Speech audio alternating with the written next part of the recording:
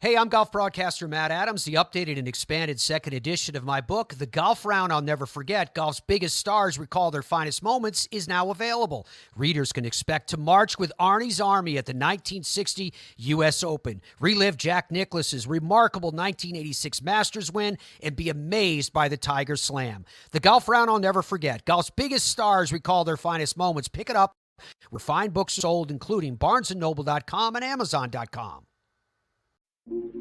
This day in sports history. It's June 9th, and on this day in 1985, the Los Angeles Lakers finally beat the Boston Celtics to win the NBA championship. This was Game 6 of the '85 finals played at the Boston Garden, so the Lakers had won 6 NBA championships by this point in their history, but their nemesis in the finals had always been the Boston Celtics. Going back to 1959, the Lakers and Celtics had met 9 times in the championship series, and all 9 times Boston had won the title. That included the '84 finals that went to 7 games, where if a play or two had gone differently, the Lakers could have won in 4 or 5 games, but instead the Celtics mocked the Lakers for their inability to beat them when it counted. It was 26 years of frustration that finally got exercised on this night.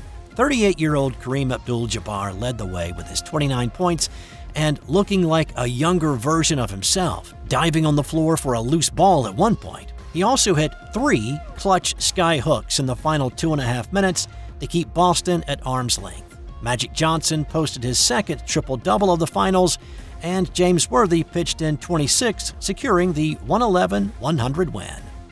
As fortune would have it, these two teams met again on this night in 1987 for another classic game and moment. This was Game 4 of the '87 finals back at the Garden. Lakers were up 2-1 in the series. The Celtics built a 15-point lead in front of the raucous hometown crowd, but the Lakers battled back, and it was a back-and-forth game in the final minute with Kareem dunking an alley-oop to give the Lakers a 1-point lead with 29 seconds left. Larry Bird came back with a 3 on the other end to give the lead back to the Celtics with 12 seconds left. Kareem had a chance to tie it back up with a pair of free throws with 8 seconds to go, but he missed the second. However, McHale couldn't corral the rebound, and it went out of bounds, setting up the final play for the Lakers. And here's Dick Stockton on the call for CBS that day. 5 seconds to go. Magic with a hook shot, scores with 2.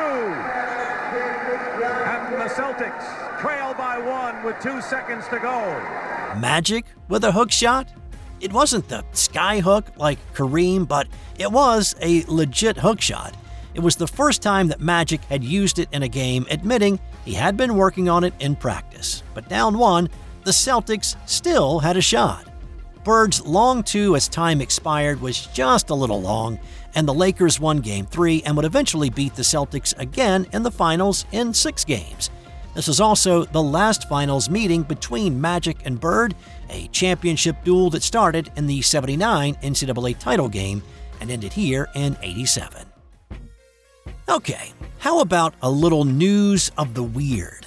On this day in 1999, New York Mets manager Bobby Valentine went full-on undercover boss. But it wasn't to fool his employees. This was a game between the Mets and the Toronto Blue Jays at Shea Stadium. It was the top of the 12th inning with the game tied at 3. The Jays' Shannon Stewart was on first, and he was a threat to steal, so the Mets called a pitch out. Stewart did go, and Mets catcher Mike Piazza stepped out early and then took 2 steps into the field of play to receive the pitch and throw down to second. Stewart was safe at second. Now, despite no contact, the umpire ruled batter interference, awarded the hitter first base. Valentine came out to argue the call, and he got tossed from the game. Now, typically when a manager gets thrown out, they'll hang out in the tunnel and relay orders to an assistant. But that's not what Valentine did. Instead, he changed out of his Mets uniform, put on a Mets t-shirt, made a fake mustache out of eye black tape, put on a pair of sunglasses, and came back to the bench. That's not allowed. Once you're tossed, you gotta make yourself scarce.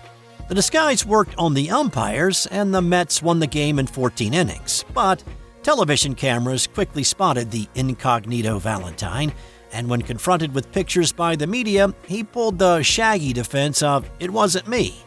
Well, the league office did not find the stunt amusing at all, and they fined him $5,000 and suspended him for 2 games.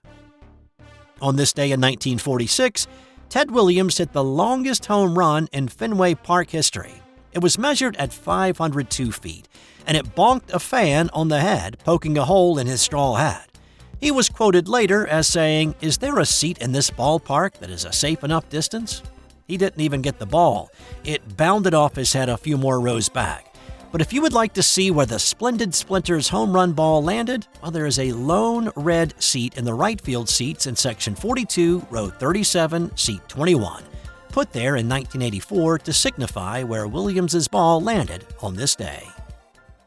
On this day in 1973, Secretariat became the first horse in 25 years to win the Triple Crown, and the colt did it in impressive fashion. Jockey Ron Turcotte barely had to prod the horse, nicknamed Big Red, around the track. Secretariat took off like a lightning bolt from the gate, and with every gallop pulled away from the field, it seemed. Sham was the only horse that challenged him, but at the 3/4 pole, Secretariat took off and left no doubt in the eyes of the 69,000 who watched live that day at Belmont Park. He ran the 1.5 miles in a record 2 minutes 24 seconds and won by an astounding 31 lengths. The time and margin of victory are still the records for the Belmont Stakes. And in 1919, golfer Willie Chisholm had an unfortunate experience at the U.S. Open. Playing in the opening round, Chisholm stepped up to the tee at the par 3 8th hole at Braeburn Country Club in West Newton, Massachusetts. He chunked his tee shot into a rocky ravine, but instead of taking an unplayable lie, he decided to make it playable, climbing down into the gulch, hacking at it with his wee niblick. It took him 14 shots to get out and onto the green. He then 3-putted for an 18. The 18 still stands as the record for most strokes recorded on a hole at a U.S. Open event. And time now for today's non-sports Did You Know? Saturn has such a low density that if you wanted to put it in a really, really large bowl of water, it would float. That's all for today. I'll have more tomorrow on This Day in Sports History.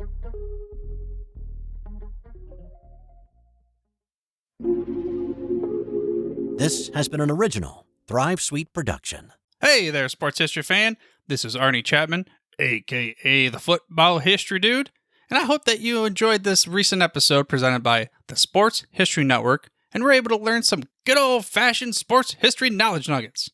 I started the Sports History Network back in 2020 with the mission to help podcasters find a community of like-minded sports history nerds, as well as helping aspiring podcasters to start their own shows. We have a little bit over 30 shows on the network right now covering all sorts of sports history, but as far as I'm concerned, we're just at the toothpick in the ocean moment, you know, that can't even figure it out because there's so much more coming. We wanted to create the ultimate headquarters for sports yesteryear, starting with Podcast Network and our website, but we're going to continue to move into other mediums as well. And here's the cool part, because we want you to be part of our team. So if you're interested in starting your own podcast, or maybe being a guest on one of our shows, or who knows, maybe even writing an article for us over on the website. Seriously, all you gotta do is reach out to us on the contact page over at sportshistorynetwork.com. You can be as technologically savvy as a Neanderthal tapping on a stone trying to figure out this whole hieroglyphics thing back in the day.